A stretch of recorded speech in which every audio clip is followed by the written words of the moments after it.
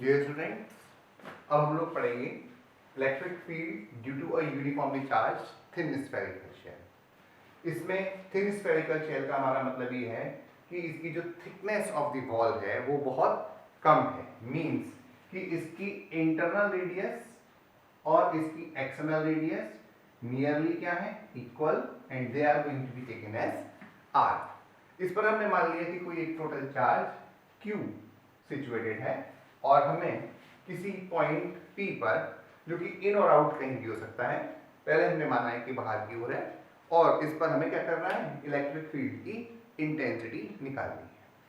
तो जैसे कि हमने कहा था कि during the application of the Gauss theorem हमारा फर्स्ट स्टेप होगा कि हम इलेक्ट्रिक लाइन ऑफ फोर्सेस के बारे में बात करेंगे।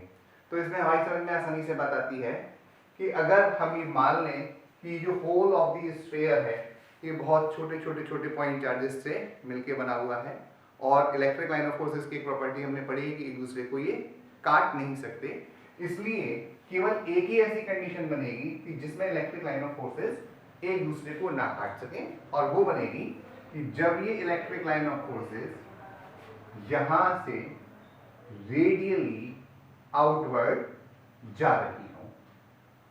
अगर ये बात हम करें अंदर के बारे में कि यही लाइन ऑफ फोर्स अगर हम अंदर की ओर देखें तो अंदर नहीं जा सकती, क्योंकि इस केस में इसकी लाइन ऑफ फोर्स और इसकी लाइन ऑफ फोर्स मींस कि जो डायमेट्रिकली अपोजिट पॉइंट्स हैं उनकी लाइन ऑफ फोर्सेस एक दूसरे को या तो काट देंगी या आपस में ओवरलैप कर जाएंगे। दोनों ही कंडीशंस इम्पॉसिबल है, इसलिए इसके अंदर electric line of force enter नहीं करेंगी। इसका मतलब हमें बात क्लियर हो गई कि यहां से निकल की जाने वाली electric line of forces radially outward होंगी।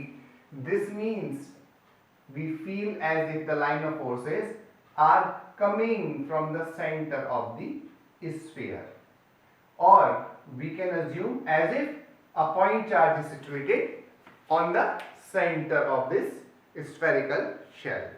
तो इसका मतलब क्या हो गया कि ये line of forces radial symmetry में है, और अब हमें क्या करना है कि एक इलेक्ट्रिक फील्ड जो यहां से एक पॉइंट है जिसकी की डिस्टेंस स्मॉल r है पर निकालना है, राइट।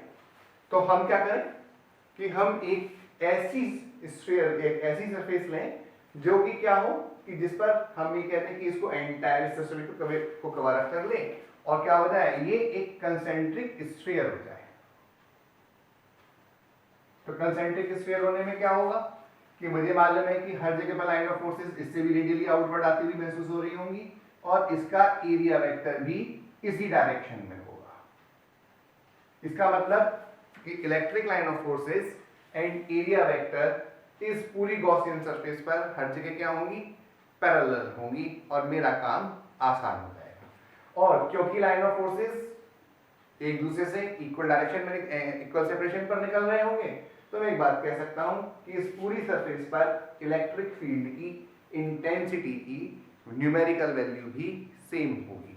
इसलिए जब मुझसे कहा जाएगा तो मैं यहां पर जब फ्लक्स निकालूंगा तो इस फ्लक्स की जो वैल्यू आएगी, it will come out as E dot ds, and this will be equal to E into ds into cos 0, क्योंकि ये हर जगह पैरेलल है।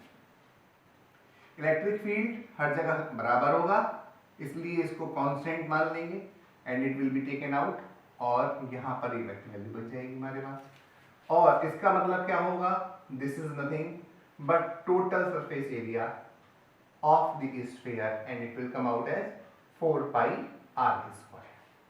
r क्या है, स्मॉल r क्या है, डिस्टेंस की, राइट। इसलिए हमारे पास phi की वैल्यू आ गई E into 4 pi r square. ये हमारी फर्स्ट इक्वेशन बन जाएगी। अब हमने कहा था कि नेक्स्ट स्टेप में हमें क्या करना है, नेक्स्ट स्टेप में हमें इसे कैलकुलेट करना है, किससे, गॉस थ्योरम से। तो अब इसमें हमारे पास केस 1 आता है जब r की वैल्यू ग्रेटर देन और एट द मोस्ट क्या है, कैपिटल R के बराबर होती है। मींस कि ये पॉइंट ऑन द सरफेस या आउटसाइड द सरफेस होता है। इन दैट केस मैं कह सकता हूं कि जो फ्लक्स है गॉस थ्योरम से वो आएगा Q अपॉन एप्सिलॉन नॉट। जबकि सेकंड केस में जब R की value less than capital R हो जाएगी, यानी कि ये पॉइंट इस सरफेस के अंदर आ जाएगा, तो एनक्लोज चार्ज की वैल्यू 0 हो जाएगी, इसलिए phi is equal to 0 upon epsilon naught 0 हो जाएगा। यानी कि इस केस में जबकि पॉइंट कहाँ है, ऑन और आउटसाइड द सरफेस, तो इलेक्ट्रिक फील्ड की वैल्यू बनेगी क्या, आपने कहा E into 4 pi R square is equal to Q upon epsilon not, और this E is equal to 1 upon 4 pi epsilon naught Q upon R square. So this electric field is like the electric field caused by a point charge who might have been present at the center of this sphere, और इस case में इसकी value इस तरीके से आ जाएगी, and E is inversely proportional of R square है, और कंडीशन क्या है, कंडीशन ये है। लेकिन अगर हम सेकंड केस में बात करें तो हमारे को मालूम है कि एनक्लोज चार्ज कितना है, 0, इसलिए E into 4 pi R square is equal to 0, इसलिए इनसाइड इलेक्ट्रिक फील्ड की वैल्यू क्या हो जाएगी, 0 हो जाएगी। ठीक है, तो इसका मतलब कि ये कैलकुलेशन आसान थी, इसमें कुछ भी मुश्किल नहीं था। अब हम आगे बात करते हैं कि इसका ग्राफ कैसे हम रिप्रेजेंट करते हैं, तो इसके ग्राफ के बारे में भी हम बात कर लेते हैं।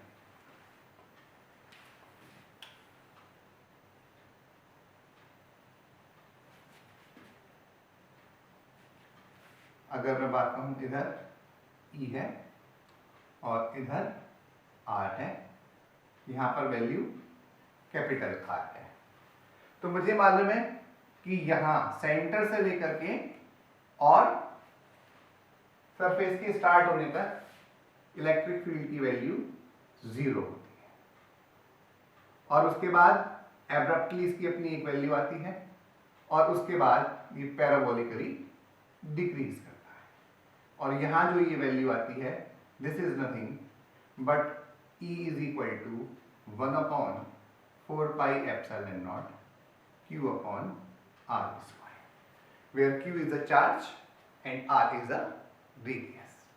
सो ये तो आसानी से हो गया हमारे पास। इसमें एक चीज फीचर हमने नोट किया कि जो इलेक्ट्रिक लाइन ऑफ फोर्सेस किसी भी स्फेरिकल शेल की वजह से हैं, they are contributed only in outward direction. अगर ये निगेटिवली चार्ज भी होता तो ये लाइन ऑफ फोर्सेस अंदर की ओर आ रही होती, लेकिन अंदर नहीं जाती, they get terminated on the surface. इसलिए मेरे को एक पॉइंट यहाँ पर इंटरेस्टिंग मिल गया कि जो electric line of forces by spherical shell produce होंगी वो क्या होंगी, रेडियली प्रेजेंट होंगी, लेकिन आउटवर्ड होंगी, अंदर नहीं होंगी। अब आगे बात करते हैं नेक्स्ट पार्ट पर। इसी प्रॉपर्टी को यूज करते हुए हम निकालेंगे electric field due to a uniformly charged non conducting sphere. मतलब हमने कहा कि ये जो हमारे पास एक स्फीयर है, इसमें पूरे के अंदर चार्ज मौजूद है, entire space is filled with a charge, हर जगह चार्ज मौजूद है, और throughout the volume uniformly distributed है। और इसकी कंडीशन में मान सकता हूं कि जैसे हम अज्यूम कर सकते हैं, एक हमारे पास लड्डू होता है बूंदी का, तो उसमें जितना भी सिस्टम है जो चार्ज है like Bundi, it is situated inside through out the volume. ठीक है, तो हमको करना क्या है, अब हमें निकालना है electric field due to uniformly charged non conducting solid sphere. क्योंकि अगर ये कंडक्टिंग होता तो सारा का सारा चार्ज इसकी सरफेस पर चला जाता। तो जो पिछला डेरिवेशन हमने निकाला था वो सॉलिड कंडक्टिंग स्फीयर के लिए भी ट्रू हो जाएगा। तो अब हम इस केस में बात करते हैं कि हमने मान लिया कि इसकी जो रेडियस है वो r है और इस पर जो टोटल चार्ज है वो q है, और मैंने कह दिया इसकी वॉल्यूम चार्ज डेंसिटी जो है उसको मैं सिग्मा से डिनोट करूंगा, और ये वैल्यू आएगी q अपॉन 4/3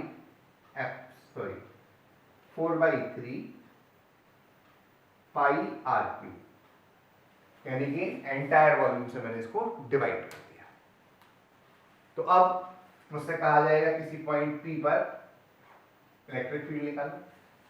तो मैंने क्या माना, मैंने ये माना कि ये जो मेरा सॉलिड स्फीयर है ये मल्टीपल थिन शेल जो कि कैसी हैं, कंसेंट्रिकली प्लेस्ड है, इंक्रीजिंग रेडियस की हैं, उनसे मिलके बना है। जैसे मैं एक एग्जांपल दे सकता हूँ डे टू डे लाइफ में, प्याज के बारे में बात करते हैं तो प्याज में क्या होता है, एक छिलका, उसके नीचे भी छिलका, उसके नीचे भी छिलका और उसके नीचे भी छिलका।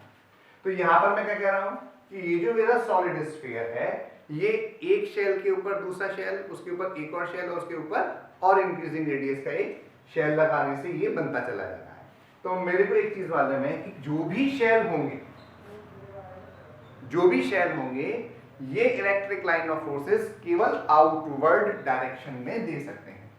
यानी कि मैं अपनी कन्वीनियंस के लिए अंदर के शेल्स को इग्नोर कर दूं तो मैं कहूं कि मान लीजिए कि इसकी लाइन ऑफ फोर्सेस अगर ऐसे निकल रही हैं तो अगले वाले की लाइन ऑफ फोर्सेस ऐसे निकल रही होंगी और ये आपस में जुड़ती चली जा रही होंगी। यानी कि जैसे जैसे मैं बाहर की ओर चलता चला जाऊंगा लाइन ऑफ फोर्सेस का काउंट डेंस होता चला जाएगा या बढ़ता चला जाएगा। यही बात हम यहाँ पर कहने वाले हैं कि यहाँ पर जो हमें इलेक्ट्रिक फील्ड निकालना है वो किसी भी एक पॉइंट पर निकालना है, और ये जो पॉइंट है इट मे बी इनसाइड और it may be outside.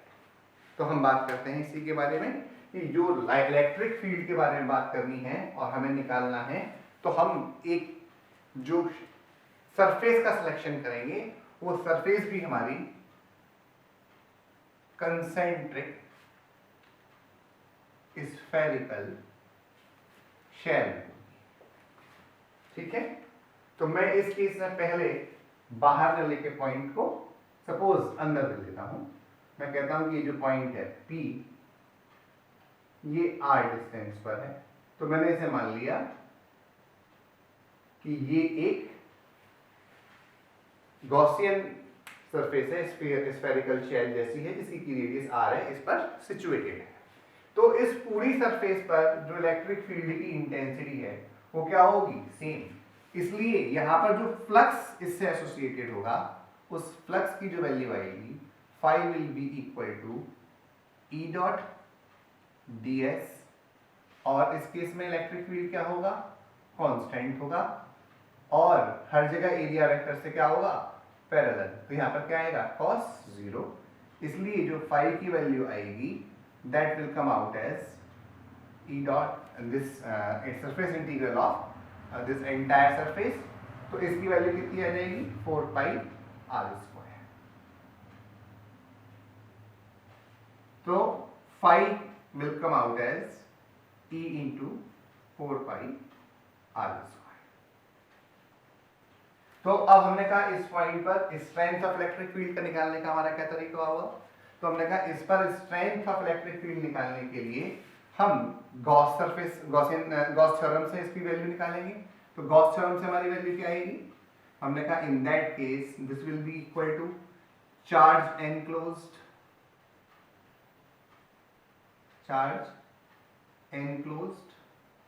by Gaussian surface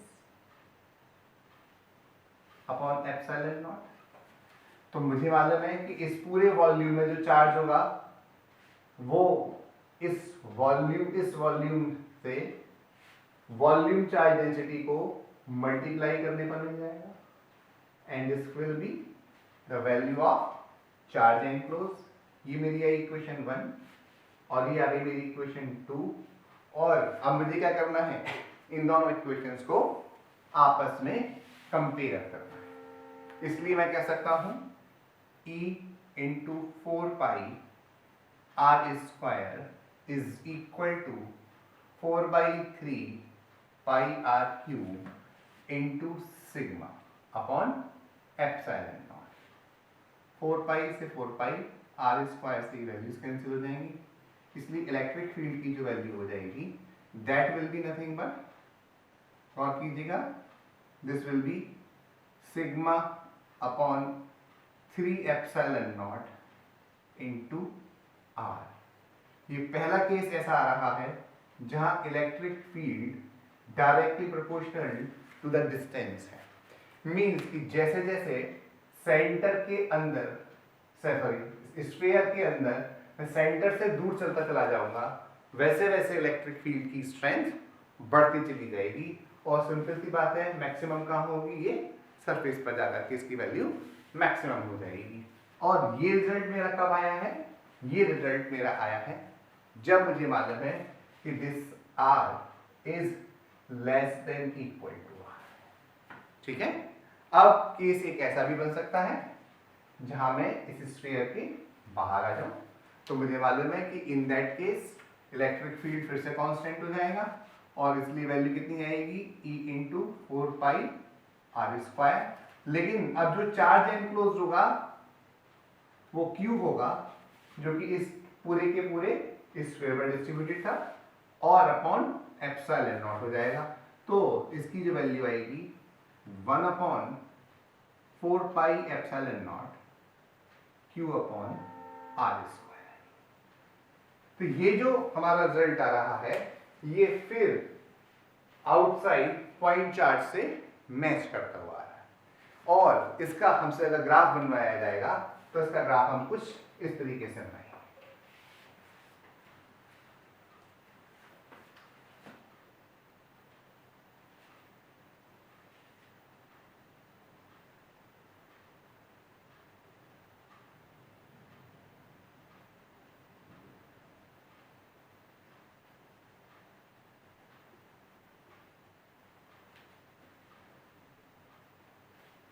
ये सेंटर पर हो जाएगा, और ये आपने बताया ये सरफेस पर हो जाएगा, और इस जगह पर इलेक्ट्रिक फील्ड की value 1 upon 4 pi epsilon naught Q upon R square के बराबर होगी।